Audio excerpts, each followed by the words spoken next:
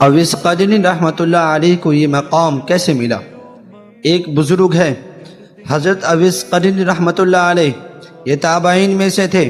نبی صلی اللہ علیہ وسلم کا زمانہ پایا اور یہ اکیلے اپنے والدہ کی خدمت کرنے والے تھے۔ ایک موقع پر والدہ سے انہوں نے اجازت مانگی کہ میں نبی صلی اللہ علیہ وسلم کا دیدار کروں۔ نبی صلی اللہ علیہ وسلم کی دیدار کی اجازت مل گئی، مگر والدہ نے کہا، بیٹا خدمت کرنے والا پیچھے کوئی دوسرا نہیں، تم جلدی لوٹ آنا۔ مدینہ طیبہ آئے۔ اللہ تبارک و تعالیٰ کی شان، نبی صلی اللہ علیہ وسلم اس وقت سفر پر تشریف لے گئے تھے، یہ وہاں نہ ٹھہرے اور واپس آ گئے۔ جب نبی صلی اللہ علیہ وسلم واپس تشریف لائے تو آپ صلی اللہ علیہ وسلم کو بتایا گیا کہ اس طرح کا ایک بندہ آیا تھا، ملاقات کرنا چاہتا تھا، زیارت کرنا چاہتا تھا، مگر چونکہ آپ نہیں تھے، ان کو واپسی کی جلدی تھی، وہ واپس چلا گیا۔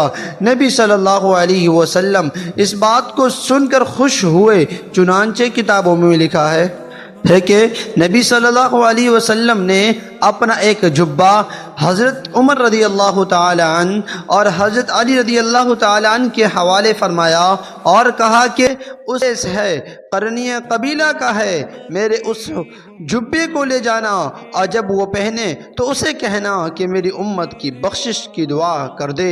یہ ماں کی خدمت کا اجر ہے کہ اللہ کے پیارے حبیب صلی اللہ علیہ وسلم بھی ہدیہ بھیج رہے ہیں اپنے جبے کا، اور ساتھ فرمائش فرماتے ہیں کہ آپ میری امت کی بخشش کی دعا